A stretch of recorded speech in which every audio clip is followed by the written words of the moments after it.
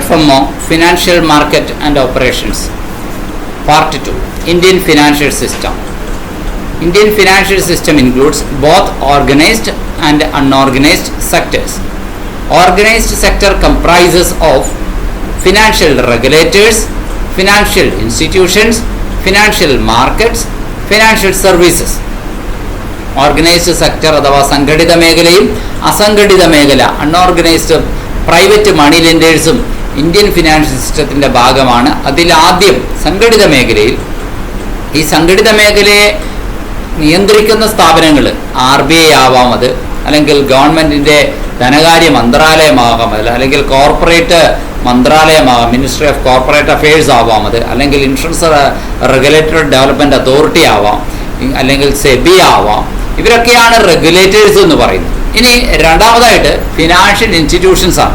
ബാങ്കുകൾ, മറ്റ് ധനകാര്യ സ്ഥാപനങ്ങൾ, ഇൻഷുറൻസ് കമ്പനികൾ, ഇവയൊക്കെയാണ് ഫിനാൻഷ്യൽ ഇൻസ്റ്റിറ്റ്യൂഷൻസ് എന്ന് പറയുന്നത്. പിന്നെ ഫിനാൻഷ്യൽ മാർക്കറ്റ്സ് ആണ്. മണി മാർക്കറ്റ്, ക്യാപിറ്റൽ മാർക്കറ്റ് എന്നിങ്ങനെയുള്ള ആ ധനകാര്യ കമ്പോളങ്ങളാണ്. പിന്നെ ഫിനാൻഷ്യൽ സർവീസസ് ആണ്. ഫിനാൻഷ്യൽ സർവീസസ് ഒത്തിരി ഉണ്ട്. ബാങ്കിങ് ഒരു ഫിനാൻഷ്യൽ സർവീസാണ്, നമുക്ക് എല്ലാവർക്കും അറിയാം. ഫാക്ടറിങ്, ലീസിങ്, മർച്ചൻ്റ് ബാങ്കിങ്, അങ്ങനെ ഒത്തിരിയേറെ ഫിനാൻഷ്യൽ സർവീസസും ഉണ്ട്. ഇതെല്ലാം അടങ്ങുന്നതാണ് ഇന്ത്യൻ ഫിനാൻഷ്യൽ സിസ്റ്റത്തിലെ സംഘടിത മേഖല അഥവാ ഓർഗനൈസ്ഡ് സെക്ടർ എന്ന് ആദ്യം മനസ്സിലാക്കുക. അടുത്തതായിട്ട് ഈ സംഘടിത മേഖലയിൽ വെൽ ഇൻ്റഗ്രേറ്റഡ് ആണ്. കൃത്യമായി സംയോജിതമായ പ്രവർത്തനങ്ങളും സ്ഥാപനങ്ങളും ഉപകരണങ്ങളും ഒക്കെയാണ് സംഘടിത മേഖലയിലുള്ളത്. അങ്ങനത്തെ മെയിൻ സിസ്റ്റംസും അതിൻ്റെ കീഴിലുള്ള സബ് സിസ്റ്റംസും എല്ലാം അടങ്ങുന്നതാണ് organised sector. Organized sector consists of well integrated and well regulated subsystems of financial institutions, markets and services and instruments which facilitate the effective flow of fund. അങ്ങനെയാകുമ്പോൾ കൊച്ചു കൊച്ചു സമ്പാദ്യങ്ങൾ വീടുകളിൽ നിന്ന്, ഫണ്ട് സേവ് ചെയ്യുന്ന ആളുകളിൽ നിന്ന്, ഫണ്ട് അന്വേഷിക്കുന്ന ആളുകളിലേക്ക്, അതായത് ഫണ്ട് സീക്ക് ചെയ്യുന്ന ആളുകളിലേക്ക്, അഥവാ ബിസിനസ് സ്ഥാപനങ്ങളിലേക്ക് അല്ലെങ്കിൽ ഗവൺമെൻറ്റുകളിലേക്ക് ഒക്കെ അത് എത്താനിടയാകുന്നു. The organised sector of Indian financial system comes under the purview of Indian financial സിസ്റ്റത്തിലെ സംഘടിത മേഖല നിയന്ത്രിക്കുന്ന ഓർഗനൈസേഴ്സ് ആരൊക്കെയാണ് നമ്മൾ നേരത്തെ പറഞ്ഞു. ഒരിക്കൽ കൂടി പറയുന്നു: ministry of finance, ministry of corporate affairs, reserve Bank of India, SEBI, then insurance regulatory development authority. ഇനി ഇതിലെ ഏറ്റവും പ്രധാനപ്പെട്ട സ്ഥാപനമാണ് RBI. RBIയുടെ റോളിനെ കുറിച്ചാണ് നമ്മൾ ഇനി പറയുന്നത്. റിസർവ് ബാങ്ക് ഓഫ് ഇന്ത്യ എന്ന് പറയുന്ന സ്ഥാപനം, റിസർവ് ബാങ്ക് ഓഫ് ഇന്ത്യ എന്ന് പറയുന്ന സ്ഥാപനം, RBI എന്ത് റോളാണ് ചെയ്യുന്നത് എന്ന് നമുക്ക് നോക്കാം. Reserve Bank of India plays a major role in the Indian financial system. Indian financial സിസ്റ്റത്തിൽ സുപ്രധാനമായ റോളാണ് റിസർവ് ബാങ്ക് ഓഫ് ഇന്ത്യ ചെയ്യുന്നത്. RBI is the authority for the creation and control of currency and credit. രാജ്യത്തെ വായ്പയുടെയും കറൻസിയുടെയും സൃഷ്ടിയും നിയന്ത്രണവും reserve Bank of ഇന്ത്യയുടെ അധികാരത്തിന് കീഴിലാണ്. അപ്പോൾ റിസർവ് ബാങ്ക് ഓഫ് ഇന്ത്യ രണ്ട് കാര്യങ്ങൾ സൃഷ്ടിക്കുന്നു, രണ്ട് കാര്യങ്ങൾ നിയന്ത്രിക്കുന്നു. ഏതൊക്കെയാണവ? ഒന്ന് കറൻസി സൃഷ്ടിക്കുന്നു, വായ്പ സൃഷ്ടിക്കുന്നു. അതുപോലെ തന്നെ കറൻസിയെ നിയന്ത്രിക്കുന്നു, വായ്പയെ നിയന്ത്രിക്കുന്നു. രാജ്യത്ത് പ്രചാരത്തിലിരിക്കുന്ന പണപ്രചാരം കൂടിയാലും പ്രശ്നമാണ്, പണപ്പെരുപ്പം ഉണ്ടാവും. പണപ്രചാരം കുറഞ്ഞാൽ പണച്ചുരുക്കമുണ്ടാകും. ഇൻഫ്ലേഷനും ഡിഫ്ലേഷനും ഉണ്ടാകാതെ നോക്കുന്നത് RBI ആണ്. അപ്പോൾ അത് ഒരു നിയന്ത്രണമാണ് RBIയുടെ ഭാഗത്ത് നിന്നുള്ള. അതുപോലെ തന്നെ പണം സൃഷ്ടിക്കുന്നത് ആരാണെന്ന് ചോദിച്ചാൽ കറൻസി അച്ചടിച്ചിറക്കുന്ന അധികാരമുള്ള സ്ഥാപനമാണ് RBI ആണ്. ഒപ്പം തന്നെ വായ്പ സൃഷ്ടിക്കാനായിട്ട് കൊമേഴ്ഷ്യൽ ബാങ്കുകളുടെ വായ്പകളെ നിയന്ത്രിച്ചുകൊണ്ടും സൃഷ്ടിച്ചുകൊണ്ടും ഒക്കെ RBI തന്നെയാണ്. അപ്പോൾ RBIക്ക് ഇതിനെല്ലാത്തിനുമുള്ള അധികാരവും ശേഷിയും ഉണ്ട് എന്നർത്ഥം. കൊമേഴ്ഷ്യൽ ബാങ്കുകൾക്ക് പലിശയെയും പലിശ നിരക്കിനെയും വായ്പാ പലിശയെയും ഒക്കെ നിയന്ത്രിച്ചുകൊണ്ടാണ് കൊമേഴ്ഷ്യൽ ബാങ്കുകളിലൂടെ പരോക്ഷമായി RBI വായ്പയുടെ സൃഷ്ടിയും ഒക്കെ കൂട്ടുകയും കുറയ്ക്കുകയും ഒക്കെ ചെയ്തുകൊണ്ടിരിക്കുന്നത്. As a banker to the bank നമ്മൾ പഠിച്ചിട്ടുണ്ട്. റിസർവ് ബാങ്ക് ഓഫ് ഇന്ത്യ ബാങ്കുകളുടെ ബാങ്കാണ്. അങ്ങനെ ബാങ്കുകളുടെ ബാങ്ക് എന്ന നിലയിൽ റിസർവ് ബാങ്ക് ഓഫ് ഇന്ത്യ വായ്പയെ നിയന്ത്രിക്കുന്നു. It also controls banking system including financial institutions. ധനകാര്യ സ്ഥാപനങ്ങൾ എല്ലാം അടങ്ങുന്ന ആകമാന ബാങ്കിങ് സംവിധാനത്തെയും റിസർവ് ബാങ്ക് ഓഫ് ഇന്ത്യ നിയന്ത്രിക്കുന്നു. അതായത് ഫിനാൻസ് സൗകര്യങ്ങളുടെ പ്രൊവിഷൻ, റീഫിനാൻസ് സൗകര്യങ്ങളുടെ പ്രൊവിഷൻ, എന്നിവ നൽകുന്നത് കൂടാതെ രാജ്യത്തുള്ള സാമ്പത്തിക സ്ഥാപനങ്ങളുടെ ഇൻസ്റ്റിറ്റ്യൂഷണൽ സ്ട്രക്ചറും അവയുടെ വികസനവും ആരോഗ്യകരമായ പ്രവർത്തനവും എല്ലാം ഉറപ്പുവരുത്തുന്ന ജോലിയും കൂടെ റിസർവ് ബാങ്കിനുണ്ട്. അപ്പോൾ നിക്ഷേപകരുടെ താല്പര്യങ്ങൾ നന്നായി സംരക്ഷിക്കപ്പെടുന്നു. നിക്ഷേപകരുടെ അധ്വാനഫലമായ സമ്പാദ്യം അവർ നിക്ഷേപങ്ങൾക്കായി മുടക്കുമ്പോൾ തീർച്ചയായിട്ടും അത് സംരക്ഷിക്കപ്പെടുന്നു, അത് പാഴായി പോകുന്നില്ല, അവർ തട്ടിപ്പിനിരയാകുന്നില്ല എന്ന് ഉറപ്പുവരുത്തേണ്ട ചുമതലയും RBIക്ക് തന്നെയാണ് ഉള്ളത്. The RBI act of 1934, 1934 RBI act along with the banking regulation act 1949, 1949 banking regulation ആക്ടിനോടൊപ്പം ചേരുമ്പോൾ and other acts governing specific functions, ചില പ്രത്യേകതരം ഫങ്ഷൻസ് ഗവേൺ ചെയ്യുന്നുണ്ട്. Provide wide range of powers to the Reserve Bank. Reserve ബാങ്കിന് വ്യാപകമായ അധികാരങ്ങളാണ് നൽകുന്നത്. എന്തിന്? To control financial institutions, ധനകാര്യ സ്ഥാപനങ്ങളെ നിയന്ത്രിക്കുന്നതിന് വേണ്ടിയിട്ട്. Government securities market, money market, foreign exchange market എന്നിവയെയും RBI നിയന്ത്രിക്കുന്നു. ഗവൺമെന്റ് സെക്യൂരിറ്റീസ് മാർക്കറ്റിനെയും മണി മാർക്കറ്റിനെയും ഫോറിൻ എക്സ്ചേഞ്ച് മാർക്കറ്റിനെയും നിയന്ത്രിക്കാനും RBIക്ക് കഴിയും. അതിനൊക്കെ സ്പെഷ്യലൈസ്ഡ് ആയിട്ടുള്ള സ്ഥാപനങ്ങളൊക്കെ ഉണ്ട്. മണി മാർക്കറ്റ് എന്ന് പറഞ്ഞാൽ ഷോർട്ട് ടേം ഫണ്ടുകൾ കൈകാര്യം ചെയ്യുന്ന വിപണിയാണ്. ഇന്ത്യൻ ഫിനാൻഷ്യൽ സിസ്റ്റത്തിന്റെ ഭാഗം തന്നെയാണ്. ലോങ് ടേം ഫണ്ടുകൾ കൈകാര്യം ചെയ്യുന്നത് നമുക്കറിയാം, അത് ക്യാപിറ്റൽ മാർക്കറ്റാണ്. അതിനെ നിയന്ത്രിക്കാൻ സെബി ഉണ്ട്. ഇനി അതുപോലെ തന്നെ ഈ സാമ്പത്തിക സ്ഥാപനങ്ങളെ നിയന്ത്രിക്കാൻ വേണ്ടിയിട്ട്, അവയുടെ പ്രവർത്തനങ്ങളുടെ മേൽനോട്ടം നടത്താൻ വേണ്ടിയിട്ട്, സൂപ്പർവിഷന് വേണ്ടിയിട്ട് 1994 ഒരു ബോർഡ് ഉണ്ടാക്കിയിട്ടുണ്ട് RBI. ആ ബോർഡിന്റെ പേര് ബോർഡ് ഫോർ ഫിനാൻഷ്യൽ സൂപ്പർവിഷൻ അഥവാ BFS എന്നാണ്.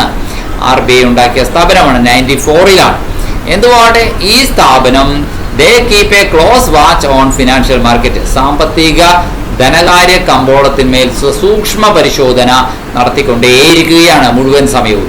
The primary objective of BFS, ഈ BFS അല്ലെങ്കിൽ ബോർഡ് ഫോർ ഫിനാൻഷ്യൽ സൂപ്പർവിഷൻ എന്ന ഈ സ്ഥാപനം എന്തിനാണ് എന്ന്, അതിന്റെ ലക്ഷ്യം എന്താണെന്ന് ചോദിച്ചാൽ, is to undertake consolidated supervision of financial sector comprising commercial banks, financial institutions and non banking finance companies.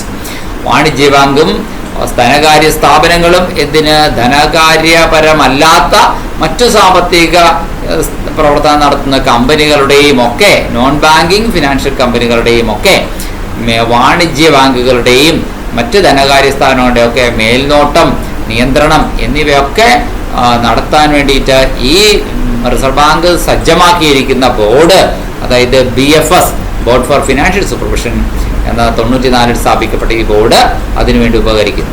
അതുപോലെ തന്നെ നോൺ ബാങ്കിങ് കാര്യങ്ങൾക്ക് വേണ്ടിയിട്ട് തീർച്ചയായിട്ടും എന്താണ് അവയുടെ സൂപ്പർവിഷൻ വേണ്ടിയിട്ട് DNBS എന്ന് പറഞ്ഞ സ്ഥാപനം സെറ്റപ്പ് ചെയ്തിട്ടുണ്ട്. അതിനുവേണ്ടി മാത്രമാണ്, നോൺ ബാങ്കിങ് ഫിനാൻഷ്യൽ കമ്പനിയുടെ കാര്യങ്ങൾ നോക്കാൻ വേണ്ടി മാത്രം സൂപ്പർവൈസർ അതിനുവേണ്ടി സോൾലി ആയിട്ടുണ്ടാക്കിയ ഒരു സ്ഥാപനമാണ്. 97 ഇത് BFSന്റെ കീഴിൽ.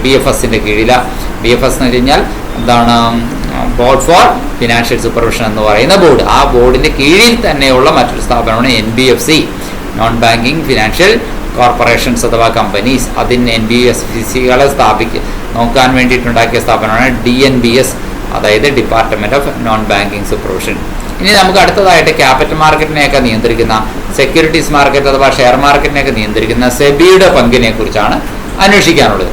Securities and exchange board of India എന്നാണ് സെബിയുടെ മുഴുവൻ പേര്. ഈ സെബി ആണ് റെഗുലേറ്റ് ചെയ്യുന്നത് സെക്യൂരിറ്റീസ് മാർക്കറ്റിനെ, which is a major component of Indian financial system.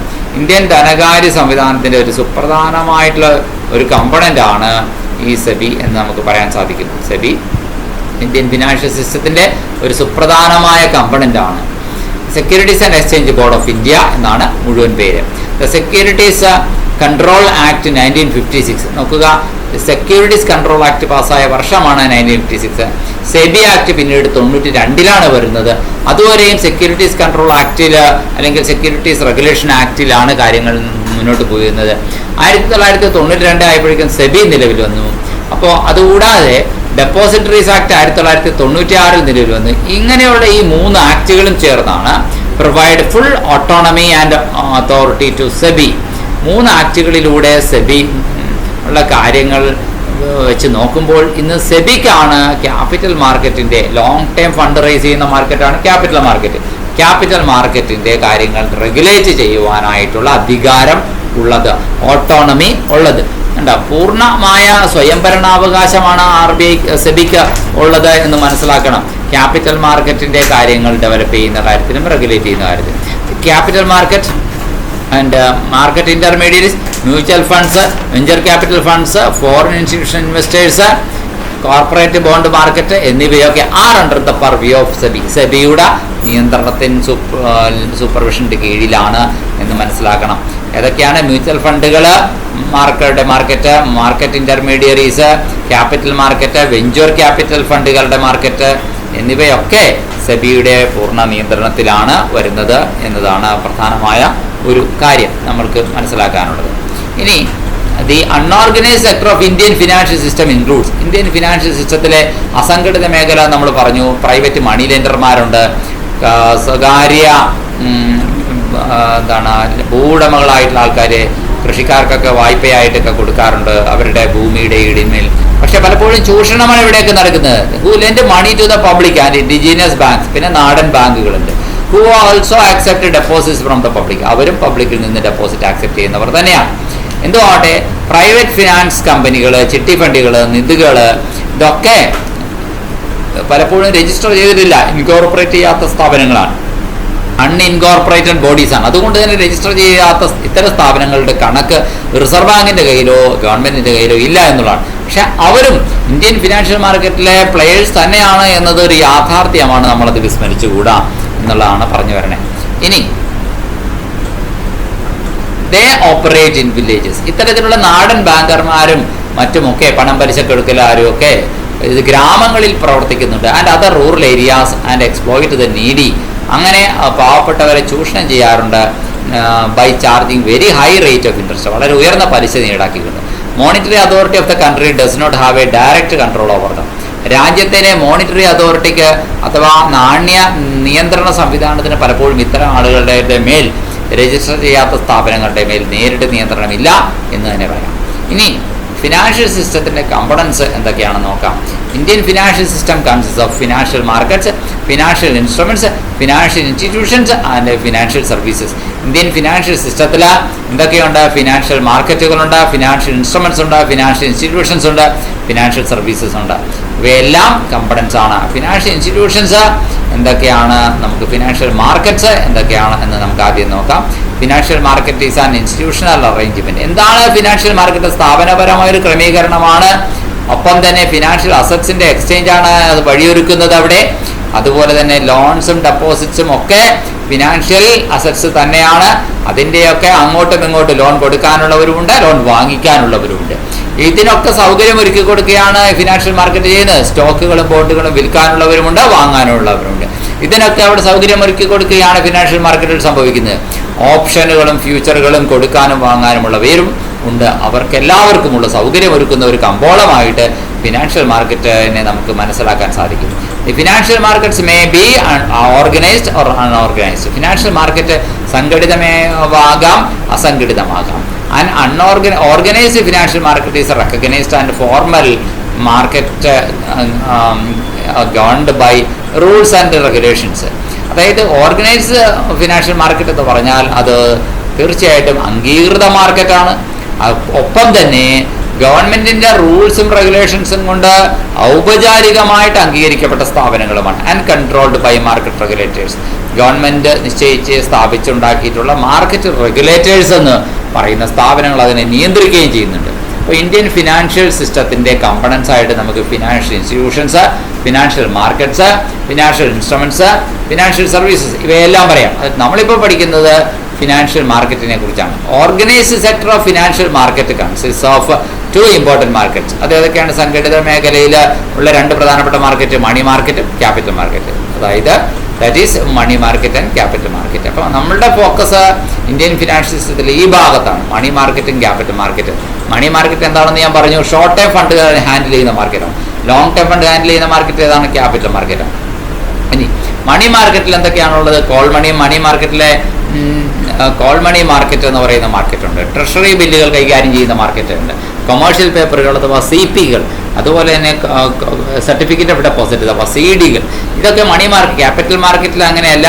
Share, debenture, bond അങ്ങനെയുള്ള കാര്യങ്ങളൊക്കെയാണ്. എന്തുകൊണ്ട് money market comprise of groups of connected sub markets which deal in money and monetary assets. പണപരമായ ആസ്തികൾ കൈകാര്യം ചെയ്യുന്ന, ഡീൽ ചെയ്യുന്ന കണക്റ്റഡ് ആയിട്ടുള്ള ഗ്രൂപ്പ് ഓഫ് സംവിധാനങ്ങളെ പേരാണ് മണി മാർക്കറ്റ് എന്നത്. അതിൽ ഏറ്റവും കുറഞ്ഞ കാലയളവിലുള്ള മണി മാർക്കറ്റ് ഇൻസ്ട്രുമെൻറ്റിനെയാണ് നമ്മൾ കോൾ മണി എന്ന് പറയുക. അത് കഴിഞ്ഞാൽ ട്രഷറി ബില്ലും അല്ലേ, അതുപോലെ തന്നെ ബിൽ ഓഫ് എക്സ്ചേഞ്ച് എന്നറിയപ്പെടുന്ന കാര്യങ്ങളൊക്കെ ഉണ്ട്. ട്രഷറി ബില്ല്, ട്രേഡ് എന്നിവയൊക്കെ പറയുന്നത് മണി മാർക്കറ്റിൻ്റെ കമ്പണൻസ് ആണ്. അപ്പോൾ ഫിനാൻഷ്യൽ മാർക്കറ്റുകൾ രണ്ടായി തിരിക്കാമെന്നാണ് പറഞ്ഞത്, money market and capital market. Money മാർക്കറ്റിൽ എന്തൊക്കെയാണ്? Call money, treasury bill, commercial paper, certificate of deposit, അങ്ങനെയുള്ള കാര്യങ്ങൾക്ക്. പ്രൈമറി മാർക്കറ്റ്, ക്യാപിറ്റൽ മാർക്കറ്റിനെ നമുക്ക് തിരിക്കാം primary market, secondary market, derivative market, ഇങ്ങനെ മൂന്നായി തിരിക്കാൻ സാധിക്കും. നമ്മുടെ ടെക്സ്റ്റ് ബുക്കിൻ്റെ അവസാന ഭാഗമാണ് ഡെറിവേറ്റീവ് മാർക്കറ്റുകളെ കുറിച്ച് പറഞ്ഞിരിക്കുക. ഇന്ത്യൻ ഫിനാൻഷ്യൽ സിസ്റ്റത്തിൻ്റെ പല ഭാഗങ്ങളെക്കുറിച്ചാണ് നമ്മൾ ഇതുവരെയുള്ള ഭാഗത്ത് ചർച്ച ചെയ്തത്.